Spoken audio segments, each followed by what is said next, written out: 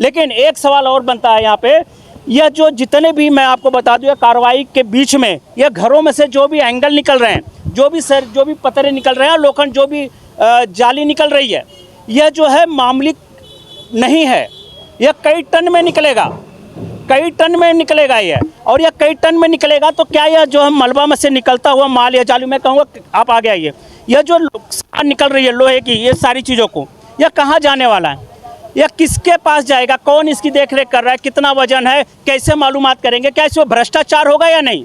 यहाँ से 10 कुंतल निकल रहा है, 10 टन निकल रहा है या 100 टन निकल रहा है, इसका लेखा जोखा कौन कर रहा है। क्या यहाँ कांटा लगा है, यहाँ माल जाने से पहले वजन हो रहा है या नहीं हो रहा है।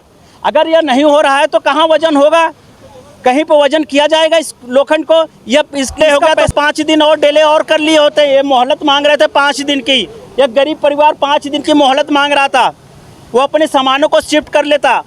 मैं फिर से बता दूं, जिनको चाबी मिली हो खुशी खुशी शिफ्ट कर लेंगे, लेकिन जो अपात्र थे वो बेचारे दुखी हैं। एक तो उनका मकान नहीं उनको मिलने की उम्मीद है, दूसरी चीज़ उनको पैसे लगा के शिफ्ट करना है। ये सारी चीज़ें उस परिवार के ऊपर आने वाली है जो अपात्र है। लेकिन जो पात्र है उसको फ्लैट की चाबी मिली है, वो एक तरह से खुश है, उसको एक घर मिला, एक घर जा रहा है, एक घर मिल रहा है। लेकिन वह भी कहीं कहीं दुखी है क्योंकि वह मकान जो है वहाँ पे भी लाइट और पानी की व्यवस्था कायदे की नहीं है, ना वो मकान रहने लायक है। तो खाली भाई करा रहे हो, चाबी दे रहे हो तो रहने लायक मकान की चाबी दीजिए। और अगर खाली करा रहे हो तो ऐसे लोगों को खाली, आपके दुश्मन तो है नहीं, 30-40 साल से महाराष्ट्र में रह रहे हैं, जय शिवाजी के नारे लगा रहे थे, आपकी रैलियों में घूम रहे थे, आपके वोटिंग में जो है आप लोगों के घर घर आपके लिए वोट मांगा होगा लोगों ने। और जो आपको देना है, जो महाराष्ट्र सरकार को देना है, वो दे नहीं पा रही है जनता को। ना तो शिक्षा दे पा रही है, फ्री शिक्षा दे पा रहे हो क्या महाराष्ट्र की सरकार। मैं पूछ रहा हूँ देवेंद्र फडणवीस जी, मैं आपसे पूछता हूँ, शिंदे जी आपसे पूछता हूँ, लाडली बहना आपने योजना चालू की, आज उसी लाडली बहना में मैं बता दूँ कितने जो है बहनाओं के पैसे बंद हो गए हैं। आपके 181 पे कॉल करने पे कोई कॉल रिसीव नहीं करता है। ये सब क्या कहा जाए, इन योजनाओं को जो आपने दिया क्या कहा जाए। जिन बहनों को पैसे आ रहे हो तो खुश हैं, लेकिन जिन बहनों का आते हुए बंद हो गया उन बहनों से पूछिए, कभी आपने जानने की कोशिश की?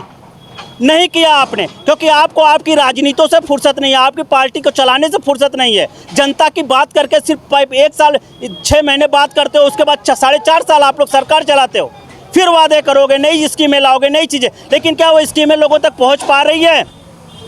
80 करोड़ परिवार को राशन की बात करते हैं, क्या उस परिवार को पूरा राशन मिल पाता है?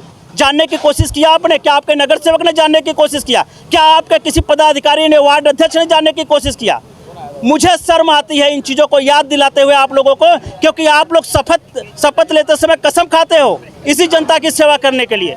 लेकिन मैं अमरनगर में हूँ और यहाँ पे आप देख पा रहे हैं कि आज के दिन में जो है यहाँ पे घर को तोड़ने का जो काम किया जा रहा है, जिनको चाबी मिल गई है उनके भी घरों को तोड़ा जा रहा है, और जिनको नहीं मिली थी, जो अपात्र थे, उनके भी मकान को तोड़ने का काम किया जा रहा है।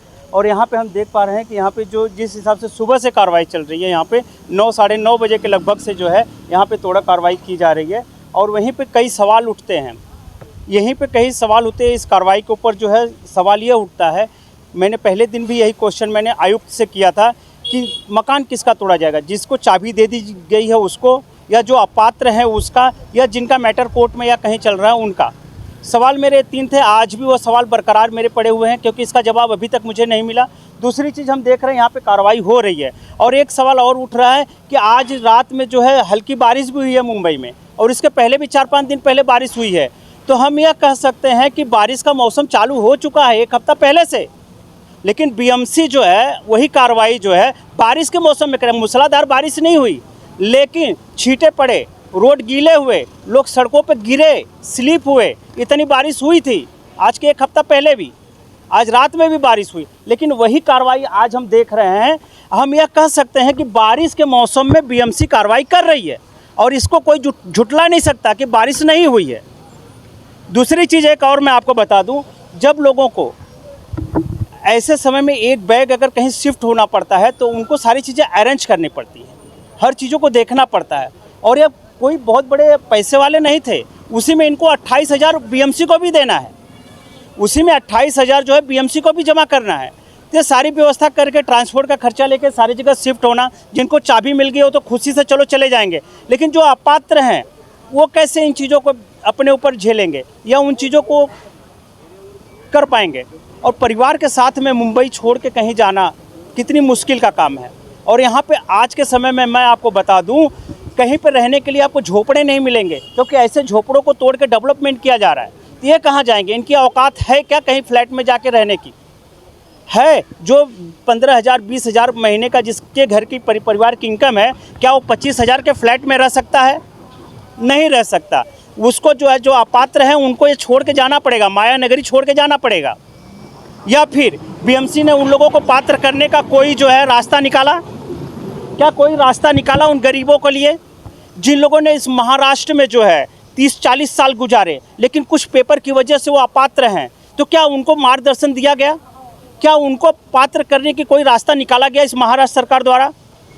महाराष्ट्र सरकार को इन चीज़ों पे सोचना चाहिए, इन चीज़ों पे सोचना चाहिए। वहीं पर राजनीति करने वाले नेता आते हैं, लेकिन आज के दिन में कोई नेता नहीं दिखाई दे रहा है, किसी भी पार्टी का नेता नहीं दिखाई दे रहा है, न पक्ष का न विपक्ष का, कहीं का नहीं दिखाई दे रहा है। और सारे लोग गरीबों के मसीहा हैं। क्यों नहीं? मैं बता रहा हूँ, क्यों नहीं ये लोग जो है कहीं न कहीं कोशिश की है इस काम को रोकने के लिए। जो लोग अपात्र थे उनको क्यों नहीं उनके घर को लोग डेले करवाए? बारिश हो चालू हो गई है ना, तब भी कार्रवाई हो रही है। लेकिन वहीं पे एक मुझे दोहा याद आ रहा है, कल करे सो आज कर, आर करे सो अब, पल में प्रलय होगी बहुरी करेगा कब। कहने का मतलब है, जब मार्च में तोड़ कार्रवाई करनी थी तो मई में क्यों की जा रही है? और मई में की जा रही है तो फिर बारिश आ गई। पिछले एक हफ्ते से बारिश एक बार हो चुकी है, आज रात को दूसरी बारिश हुई है, हल्की हुई लेकिन हुई बारिश।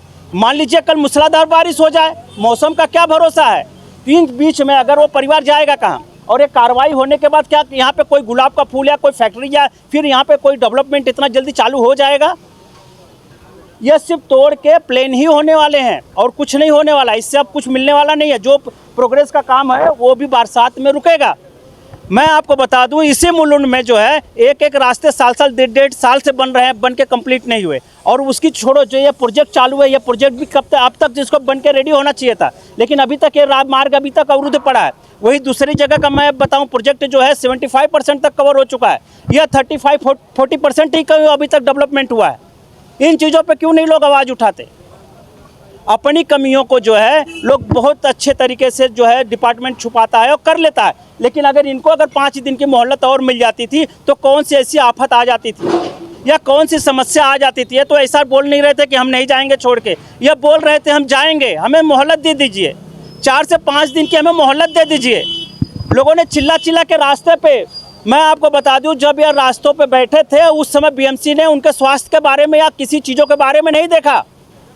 उनका वो अपने हक के लिए जो है इन रास्तों पे बैठे थे, लेकिन पानी तक की व्यवस्था नहीं थी। इन इलाकों की पानी और लाइट काट दी गई थी, तब भी वो भूखे प्यासे इस रास्तों पे बैठे थे। वो नज़रिया आपने मेरे चैनल पे देखा होगा। किसी चीज़ की गई इसका इलाकों में पानी की है तो तब भी वो लोग इस चीज़ों से रहे कि यहाँ से और दे दी जाए।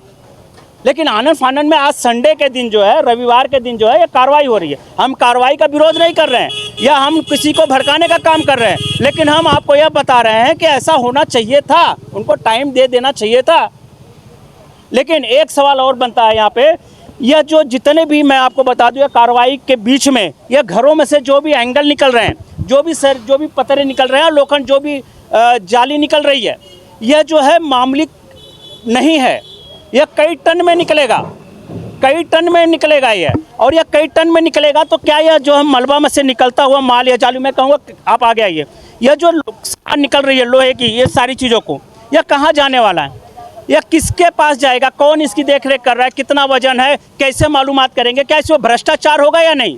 यहाँ से 10 कुंतल निकल रहा है, 10 टन निकल रहा है या 100 टन निकल रहा है, इसका लेखा जोखा कौन कर रहा है? क्या यहाँ कांटा लगा है? यहाँ माल जाने से पहले वजन हो रहा है या नहीं हो रहा है?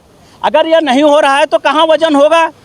कहीं पर वजन किया जाएगा इस लोखंड को? यह इसका पैसा किसके खाते में जाएगा? गवर्नमेंट के खाते में जाएगा या प्राइवेट के खाते में जाएगा? और ये जो लोग तोड़क कार्रवाई कर रहे हैं, इनको बीएमसी ने किन लोगों को हायर किया है? क्या पेमेंट पे किया है या कॉन्ट्रैक्ट दिया है, या फिर ऐसा है कि आपको जितना मलबा निकलेगा उस मलबे के ऊपर है? ये सब सारी चीज़ें जानने का हम कोशिश करेंगे। लोगों से पूछेंगे, अगर हमें जवाब मिल जाता है तो हम आपको बताएंगे कि ये जो है, देखिए आप जिस हिसाब से जो है एंगल की कटिंग हो रही है, देखिए ये जो मलबे के अंदर से जो भी आपको एंगल है और ये सारे जंगले सारे निकल रहे हैं। आप देखेंगे इस बगल में, मैं दिखा दूँ, देखिए इस बगल में जो है सारे रखे हुए हैं और इन गाड़ियों में लदके जाएगा। बीएमसी लेके जाएगी, मैं वही पूछना चाहता हूँ। सर ये कहाँ पे जाने वाला है? सर जी ये कहाँ जाने वाला है? कौन है, कौन है? अरे उधर पूछिए साहब से। अच्छा अच्छा, एक्सक्यूज मी सर, सर ये जो मलबा, एक्सक्यूज मी सर, सर ये मलबा निकल रहा है, कहाँ जाएगा ये? नो आइडिया भाई, आपने कुछ ये बीएमसी खाते में जाएगा या प्राइवेट किसी के? और ये कितना निकल रहा है, इसका लेखा जोखा किसके पास होगा? सर उधर सीनियर साहब बैठे हैं। कहाँ पे, कौन है सीनियर? सर आप हैं, आप हैं सर? क्या चीज? सर हाँ क्या चीज? सर मैं ये पूछ रहा हूँ, ये जो मलबा निकला हुआ है लोखंड का, ये किसके पास जाने वाला? बीएमसी के पास जाने वाला है फिर कहीं कैसे है? बीएमसी तो मतलब ये बंगार वाला। हाँ हाँ, किसके पास जाएगा? क्यों अभी वो बताएंगे, अभी पूछूंगा ना मैं बीएमसी वाले, मैं बीएमसी वाला हूँ। अच्छा बीएमसी से है, तो ये तोड़ने वाले लोग कौन लोग हैं? बीएमसी के लोग हैं या फिर बाहर से हायर किया गया है? बीएमसी के वाले। बीएमसी के लोग हैं, इनको बाहर से हायर नहीं किया गया ऐसा कुछ? वो मालूम नहीं, अभी पूछना पड़ेगा। सर आप बीएमसी के हैं तो अभी आपको लोग बताए, आप ही सीनियर हैं। बोले अरे वहाँ से बताया उन्होंने। सर जी कौन है सीनियर? क्या पल्ला सर? मालूम, तुम मुझसे पूछ रहे, मैं भी तो आम आदमी हूँ। नहीं हमारे टोपी लगाए हैं तो समझ में आता है कि आप मिले हुए लोग भाई ठीक है। देखिए देखिए भरोसा नहीं कभी। देखिए हम बता रहे हैं यहाँ पे जो है हम जानने की कोशिश कर रहे हैं, लेकिन मैं आपको बता दूं, मेरा फिर से मैं वही सवाल कर रहा हूं, अगर यहाँ से कई टन मलबा निकलने वाला है सर, यहाँ पे जो है सरिया निकलने वाली है, ये जो है आपको मैं बता दूं एंगल निकलने वाले हैं, ग्रिल निकलने वाले, कई टन निकलने वाले हैं, तो क्या यह वजन करके जाने वाला है या फिर डायरेक्ट वहाँ पे रख दिया जाएगा? उसमें से कितना गायब हो जाएगा, उसमें से कितना टन गायब हो जाएगा, इसका कौन लेखा जोखा करेगा? कितने टन जो है माल जाएगा, कितने रुपए का माल जाएगा, कितने करोड़ का जाएगा, कितने लाख का जाएगा, इसका हिसाब किताब किसके पास है? यहाँ से जाने के बाद आधे रास्ते में उतर जाएगा कि पूरा लास्ट तक जाएगा? मेरा यहीं पे मैं बता दूं, यह भ्रष्टाचार है और होगा इसमें। नहीं तो वजन करके क्यों नहीं कोई लिखने वाला यहाँ पे कितना माल वजन, गाड़ी में रख भी दिया गया, देख लीजिए, अगर लॉरी में लोड कर दिया गया है बिना वजन के कैसे? मैं हाँ जी, एक मिनट, आप बोल रहे हो सेवा के लिए, आपकी सेवा देख ले हम भी। देखिए मैं आपको बता दूं, यह जो है लॉरी के अंदर जो है यह जो है मलबा जो है, इसमें एंगल है, ग्रिल है, आप देख पा रहे हैं रखा हुआ है, तो क्या इसको वजन किया गया है कितना है? बाद में यह क्या पूरा जहाँ पे जाना है पूरा पहुँचेगा या रास्ते में आधा गायब हो जाएगा? और इस इलाके से कितना टन जाएगा, कितने पैसे का जाएगा?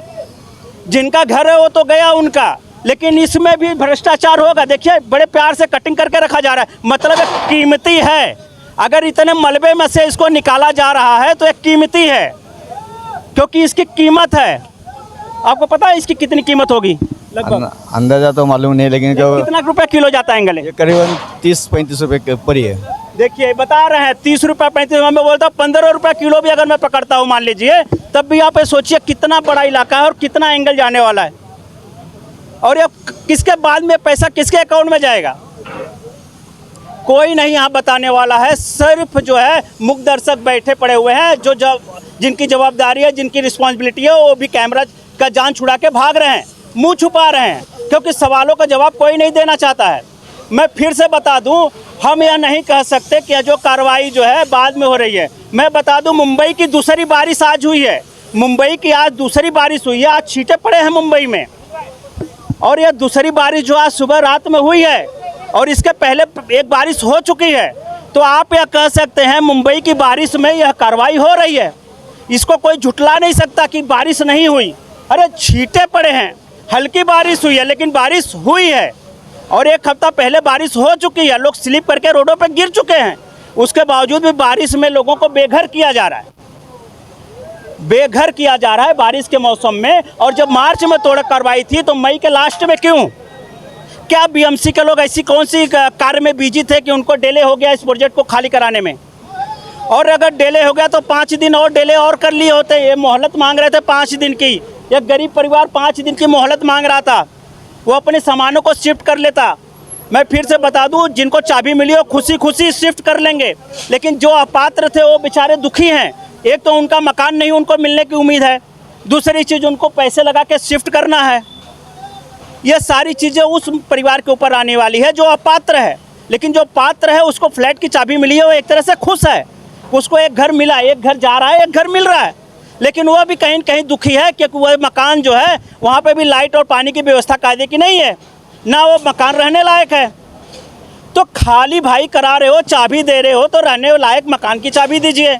और अगर खाली करा रहे हो तो ऐसे लोगों को खाली, आपके दुश्मन तो है नहीं, ये 30-40 साल से महाराष्ट्र में रह रहे हैं, जय शिवाजी के नारे लगा रहे थे, आपकी रैलियों में घूम रहे थे, आपके वोटिंग में जो है आप लोगों के घर घर आपके लिए वोट मांगा होगा लोगों ने। लेकिन आज एक भी नेता नज़र नहीं आ रहा है, एक भी नेता किसी भी पार्टी का नज़र नहीं आ रहा है, जो पक्ष में है वो भी, जो अपक्ष में है वो भी। कहाँ चले गए नेता? पहले दिन तो सभी ने आके फ़ोटो खिंचवाई, सब ने आके फ़ोटो खिंचवाई, सब ने स्टेटमेंट दिया, लेकिन स्टेटमेंट देने के बाद क्या आपने इसको जो है कहीं पर रोकने का काम किया? मानव अधिकार में आपने कभी इसकी शिकायत की?